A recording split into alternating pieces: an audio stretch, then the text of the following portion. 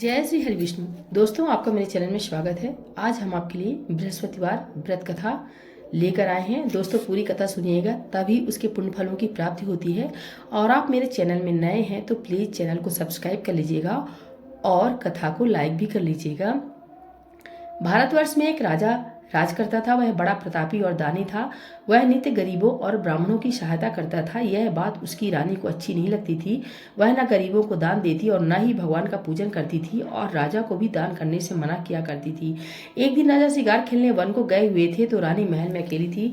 उसी समय बृहस्पति देव साधु के वेश में राजा के महल में भिक्षा मांगने के लिए गए और भिक्षा मांगी। रानी ने भिक्षा देने से इनकार किया और कहा, हे साधु महाराज, मैं इस दान और पुण्य से तंग आ गई हूँ। मेरा पति सारा धन लुटाता रहता है। मेरी इच्छा है कि हमारा धन नष्ट हो जाए, फिर ना रहेगा बांस और ना बजेगी बांसुरी।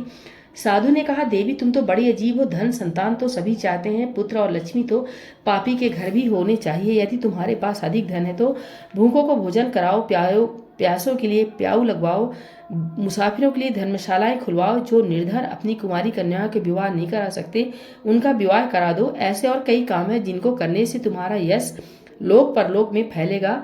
परंतु रानी पर उपदेश का कोई प्रभाव न पड़ा। वह बोली, महाराज आप मुझे कुछ ना समझाएं, मैं ऐसा धन नहीं चाहती जो हर जगह बांटती फिरूं। साधु ने उत्तर दिया, यदि तुम्हारी ऐसी इच्छा है तो तथास्तु। तुम ऐसा करना कि बृहस्पतिवार को घर लीपकर पीली मिट्टी से अपना सिर धोकर स्नान करना, भट्टी चढ़ाकर कपड़े धोना। ऐसा करने से आपका सारा धन नष्ट हो जाएगा। इतना कहकर वह साधु महाराज वहां से अंतर्ध्यान हो गए। जैसे वह साधु कहकर गया था, रानी ने वैसा ही किया। 6 बृहस्पतिवार ही बीते थे कि उसकी समस्त धन नष्ट हो गया और भोजन के लिए दोनों तरसने लगे, सांसारिक भोगों से दुखी रहने लगे। तब वह राजा रानी से कहने लगा कि तुम यहाँ रहो, मैं दूसरे देश में जाऊं, क्योंकि यहाँ पर मुझे सभी मनुष्य जानते हैं, इसलिए कोई कार्य भी नहीं कर सकता। देश चोरी परदेश भीख बराबर है। ऐसा कहकर राजा परदेश चला गया। वहां जंगल को जाता और लकड़ी काट कर लाता और शहर में बेचता। इस तरह जीवन व्यतीत करने लगा। एक दिन दुखी होकर जंगल में एक पेड़ के नीचे निश्चित रूप से आसन जमाकर बैठ गया हुआ है। अपनी दशा को याद करके व्याकुल हो रोने लगा। बृहस्पतिवार का दिन था। एकाएक उसने देखा कि निर्जन वन में एक साधु प्रकट हुए और वह साधु वेश में स्वयं बृहस्पतिवार देवता थे। लकड़हारे के सामने आकर बोले, हे लकड़हारे, इस सुनसान जंगल में तुम चिंता मग्न क्यों बैठे हो? लकड़हारे ने दोनों हाथ जोड़कर प्रणाम किया और उत्तर दिया, महात्मा जी आप सब कुछ जानते हैं, मैं क्या कहूँ। यह कहकर रोने लगा और साधु को आत्मकथा सुनाई। महात्मा जी ने कहा, तुम्हारी स्त्री ने बृहस्पतिवार के दिन बृहस्पति भगवान का निरादर किया है, जिसके कारण रुष्ट होकर तुम्हारी यह दशा कर दी। अब तुम चिंता को दूर करके मेरे कहने पर चलो तो तुम्हारे सब कष्ट दूर हो जाएंगे और भगवान पहले से भी अधिक धन संपत्ति देंगे। तुम बृहस्पति के दिन पाठ किया करो। 2 पैसे के चने मुनक्का मंगवा कर उसका प्रसाद बनाओ और शुद्ध जल से लोटे में शक्कर मिलाकर अमृत तैयार करो। कथा के पश्चात अपने सारे परिवार और सुनने वाले प्रेमियों में अमृत व प्रसाद बांटकर आप भी प्रसाद ग्रहण करो। ऐसा करने से भगवान तुम्हारी सब कामनाएं पूरी करेंगे। साधु के ऐसे वचन सुनकर लकड़हारा बोला, हे प्रभु, मुझे लकड़ी बेचकर इतना पैसा नहीं मिलता जिससे भोजन करने के उपरांत कुछ बचा सकूं। मैंने रात में अपनी स्त्री को व्याकुल देखा है और मेरे पास कुछ भी नहीं जिससे उसकी खबर मंगा सकूं, और मैं ऐसी कौन सी कथा कहूं, मुझे कोई कथा नहीं आती। साधु ने कहा, हे लकड़हारे, तुम किसी बात की चिंता मत करो। बृहस्पतिवार के दिन तुम रोजाना तरह लकड़ियां लेकर शहर को जाओ। तुमको रोज से दुगना धन प्राप्त होगा, जिससे तुम भली भात भोजन कर लोगे तथा बृहस्पति देव की पूजा का सामान भी आ जाएगा। इतना कहकर साधु अंतर्ध्यान हो गए। बृहस्पति देव कथा। प्राचीन काल में एक ब्राह्मण था। वह बहुत निर्धन था। उसके कोई संतान नहीं थी। उसकी स्त्री बहुत मलिनता के साथ रहती थी।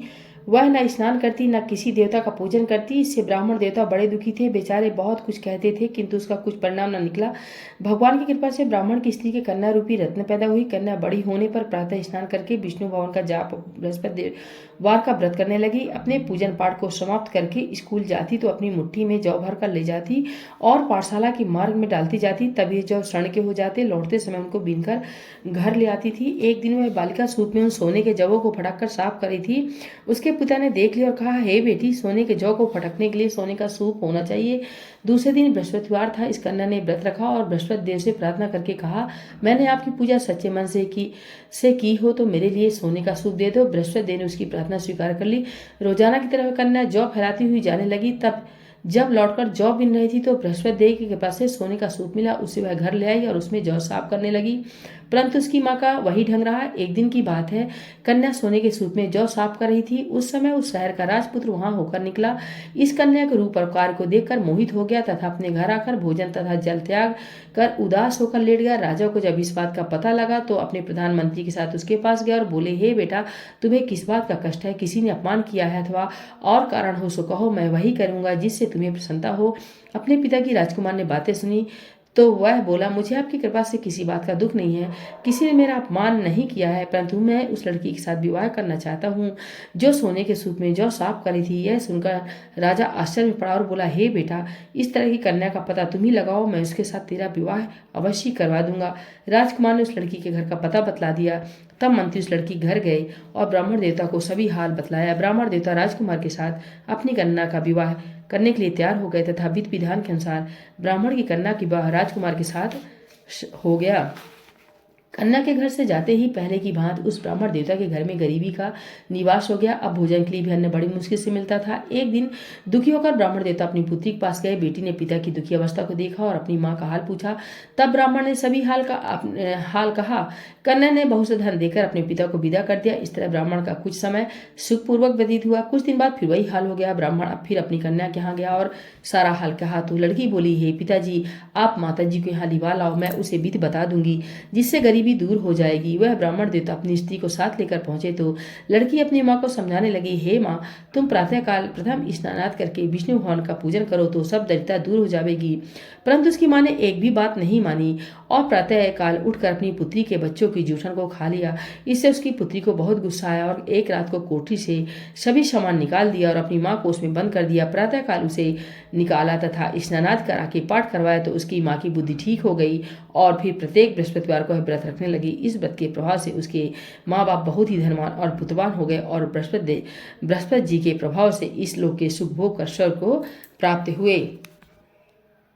इतना कहकर साधु बने बृहस्पति देव अंतर्ध्यान हो गए। धीरे धीरे समय व्यतीत होने पर फिर वही बृहस्पतिवार का दिन आया। लकड़हारा जंगल से लकड़ी काटकर किसी भी शहर में बेचने गया। उसे उस दिन और दिनों से ज़्यादा रुपया मिला। राजा ने चना गुड़ आदि लाकर गुरुवार का व्रत किया। उस दिन से उसके सभी क्लेश दूर हुए। परंतु जब दोबारा गुरुवार का दिन आया तो बृहस्पतिवार का व्रत करना भूल गया। इस कारण बृहस्पति भगवान नाराज हो गए। उस दिन से उस नगर के राजा ने विशाल यज्ञ का आयोजन किया तथा शहर में यह घोषणा करा दी कि कोई भी मनुष्य अपने घर में भोजन ना बनावे, न आग जलावे, समस्त जनता मेरे यहाँ भोजन करने आवे। इस आज्ञा को जो न मानेगा उसके लिए फांसी की सजा दी जाएगी।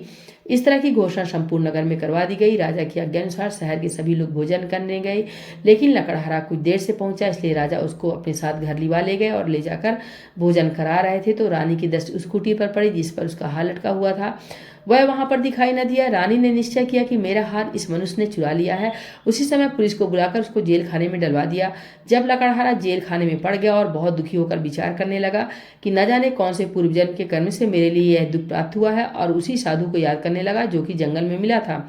उसी समय तत्काल बृहस्पति देव साधु के रूप में प्रकट हो गए और उसकी दशा को देखकर कहने लगे, अरे मूर्ख, तूने बृहस्पति देवता की कथा नहीं करी, इस कारण तुझे दुख प्राप्त हुआ है। अब चिंता मत करो, बृहस्पतिवार के दिन जेल खाने के दरवाजे पर 4 रुपए पड़े मिलेंगे, उनसे तू बृहस्पति देव की पूजा करना, तेरे सभी कष्ट दूर हो जाएंगे। बृहस्पति देव के अनुसार उसे 4 रुपए मिले। लकड़हारे ने कथा कही। उसी रात्रि को बृहस्पति देव ने उस नगर के राजा को सपने में कहा, हे राजा, तुमने जिस आदमी को जेल खाने में बंद कर दिया वह निर्दोष है, वह राजा है, उसे छोड़ देना। रानी का हार उसी खूंटी पर लटका है, अगर तू ऐसा नहीं करेगा तो मैं तेरे राज को नष्ट कर दूंगा। इस तरह राज के सपने को राजा देखकर प्रातःकाल उठा और खूंटी पर हार देखकर लकड़हारे को बुलाकर क्षमा मांगी तथा लकड़हारे को योग्य सुंदर वस्त्र आभूषण देकर विदा किया तथा बृहस्पति देव की आज्ञा अनुसार लकड़हारा अपने नगर को चल दिया। राजा जब अपने नगर के निकट पहुंचा तो उसे बड़ा आश्चर्य हुआ। नगर में पहले से अधिक बाग, तालाब और कुएं तथा बहुत सी धर्मशाला, मंदिर आदि बन गए थे। राजा ने पूछा, है किसका बाग और धर्मशाला है? तब नगर के सब लोग कहने लगे, यह सब रानी और बांदी के हैं। तो राजा को आश्चर्य हुआ और गुस्सा भी आया। जब रानी ने यह खबर सुनी कि राजा आ रहे हैं तो उसने बांदी से कहा कि हे दासी, देख राजा हमको कितनी बुरी हालत में छोड़ गए थे, हमारी ऐसी हालत देखकर वह लौट न जाए, इसलिए तू दरवाजे पर खड़ी हो जा। और रानी की आज्ञा अनुसार दासी दरवाजे पर खड़ी हो गई। राजा आए तो बांधी उन्हें अपने साथ लिवा लाई। तब राजा ने क्रोध करके अपनी तलवार रानी से पूछा कि यह धन तुम्हें कैसे प्राप्त हुआ है। तब उन्होंने कहा, हमें यह सब धन बृहस्पति देव के इस व्रत के प्रभाव से प्राप्त हुआ है। राजा ने निश्चय किया कि 7 रोज बाद तो सभी बृहस्पति देव का पूजन करते हैं, परंतु मैं रोजाना दिन में 3 बार कहानी कहा करूंगा तथा रोज व्रत किया करूंगा। अब हर समय राजा के दुपट्टे में चने की दाल बंधी रहती तथा दिन में 3 बार कहानी कहता। एक रोज राजा ने विचार किया कि चलो अपनी बहन के यहाँ हो आवे। इस तरह राजा निश्चय कर राजा घोड़े पर सवार होकर अपनी बहन के यहाँ को चलने लगा। मार्ग में उसने देखा कुछ आदमी एक मुर्दे को लिए जा रहे हैं। उन्हें रोककर राजा कहने लगा, रे भाइयों, मेरी बृहस्पति देव की कहानी सुन लो। वे बोले, लो, हमारा तो आदमी मर गया, इसको अपनी कथा की पड़ी है। परंतु कुछ आदमी बोले, अच्छा कहो, हम तुम्हारी कथा सुनेंगे। राजा ने दाल निकाली और कथा जब आदि हुई तो मुर्दा हिलने लग गया, और जब कथा समाप्त हो गई तो राम राम करके वह मनुष्य उठकर खड़ा हो गया। आगे मार्ग में उसे एक किसान खेत में हल चलाता मिला। राजा ने उसे देखा और उसे बोला, अरे भैया, तुम मेरी बृहस्पतिवार की कथा सुन लो। किसान बोला, जब तक मैं तेरी कथा सुनूंगा तब तक 4 हरया खेत जोत लूंगा, जा अपनी कथा किसी और को सुनाना। इस तरह राजा आगे चलने लगा। राजा के हटते ही बैल पछाड़ खाकर गिर गए तथा उसके पेट में बड़ी जोर का दर्द होने लगा। उस समय उसकी माँ रोटी लेकर आई। उसने जब यह देखा तो अपने पुत्र से सवाल पूछा और बेटे ने सभी हाल कह दिया। तो बुढ़िया दौड़ी दौड़ी उस घुड़सवार के पास गई और उससे बोली, मैं तेरी कथा सुनूंगी, तू अपनी कथा मेरे खेत पर चलकर ही कहना। राजा ने बुढ़िया खेत पर जाकर कथा कही, जिसके सुनते हुए बैल उठ खड़े हुए तथा किसान के पेट का दर्द भी बंद हो गया। राजा अपनी बहन के घर पहुंचा। बहन ने भाई की खूब मेहमानी की। दूसरे रोज प्रातःकाल राजा जागा तो वह देखने लगा कि सब लोग भोजन कर रहे हैं। राजा ने अपनी बहन से कहा कि ऐसा कोई मनुष्य है जिसने भोजन ना किया हो, मेरी बृहस्पतिवार की कथा सुन ले। बहन बोली, हे भैया, यह देश ऐसा ही है, पहले यहाँ लोग भोजन करते हैं, बाद में काम करते हैं। अगर कोई पड़ोस में हो तो देख आऊं। वह ऐसा कहकर देखने चली गई, परंतु उसे कोई ऐसा व्यक्ति नहीं मिला जिसने भोजन ना किया हो। अतः वह एक कुम्हार के घर गई जिसका लड़का बीमार था। उसे मालूम हुआ कि उनके यहाँ 3 रोज से किसी ने भोजन नहीं किया है। रानी ने अपने भाई की कथा सुनने के लिए कुम्हार से कहा। वह तैयार हो गया। राजा ने जाकर बृहस्पतिवार की कथा कही, जिसको सुनकर उस कुम्हार का लड़का ठीक हो गया। अब तो राजा की बहन के यहाँ प्रशंसा होने लगी। एक रोज राजा ने अपनी बहन से कहा कि हे बहन, हम अपने घर को जाएंगे, तुम भी तैयार हो जाओ। राजा की बहन ने अपनी सास से कहा। सास ने कहा, हाँ चली जाओ, परंतु अपने लड़कों को मत ले जाना, क्योंकि तेरे भाई की कोई औलाद नहीं है।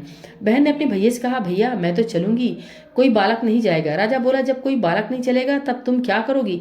बड़े दुखी मन से राजा अपने नगर को लौट आया। राजा ने अपनी रानी से कहा, हम निर्वंशी राजा है, हमारा मुंह देखने का भी धर्म नहीं है और कुछ भोजन आज नहीं किया। रानी बोली, हे प्रभु, बृहस्पति देव ने हमें सब कुछ दिया है, हमें औलाद अवश्य देंगे। उसी रात को बृहस्पति देव ने राजा से सपने में कहा, हे राजा, उठ, सभी सोच त्याग दे, तेरी रानी गर्भ से है। राजा की यह बात सुनकर बड़ी खुशी हुई। 9वें महीने में उसकी रानी के गर्भ से एक सुंदर पुत्र पैदा हुआ। तब राजा बोला, हे रानी, स्त्री बिना भोजन के रह सकती है, बिना कहे नहीं रह सकती। जब मेरी बहन आवे तो तुम उससे कुछ मत कहना। रानी ने सुनकर हाँ कर दिया। जब राजा की बहन ने शुभ समाचार सुना तो वह बहुत खुश हुई तथा बधाई लेकर अपने भाई के यहाँ आई। तभी रानी ने कहा, घोड़ा चढ़कर तो नहीं आई, गधा चढ़ी आई। राजा की बहन बोली, भाभी, मैं इस प्रकार न कहती तो तुम्हें औलाद कैसे मिलती। बृहस्पति देव ऐसा ही है, जैसे जिसके मन में कामनाएं होती हैं सभी को वह पूर्ण करते हैं। जो सद्भावना पूर्वक बृहस्पतिवार का व्रत करता है एवं कथा पढ़ता है अथवा सुनता है और दूसरों को सुनाता है, बृहस्पति देव उसकी सभी मनोकामनाएं पूर्ण करते हैं। भगवान बृहस्पति देव उसकी सदैव रक्षा करते हैं। संसार में सद्भावना से भगवान जी का पूजन व्रत सच्चे हृदय से करते हुए तो उनकी सभी मनोकामनाएं पूर्ण करते हैं। जैसी सच्ची भावना से रानी और राजा ने उनकी कथा का गुणगान किया तो उनकी सभी इच्छाएं बृहस्पति देव जी ने पूर्ण की थी। इसलिए पूर्ण कथा सुनने के बाद प्रसाद लेकर जाना चाहिए, हृदय से उनका मनन करते हुए जयकारा बोलना चाहिए। बोले बृहस्पति देव भगवान की जय, विष्णु भगवान की जय।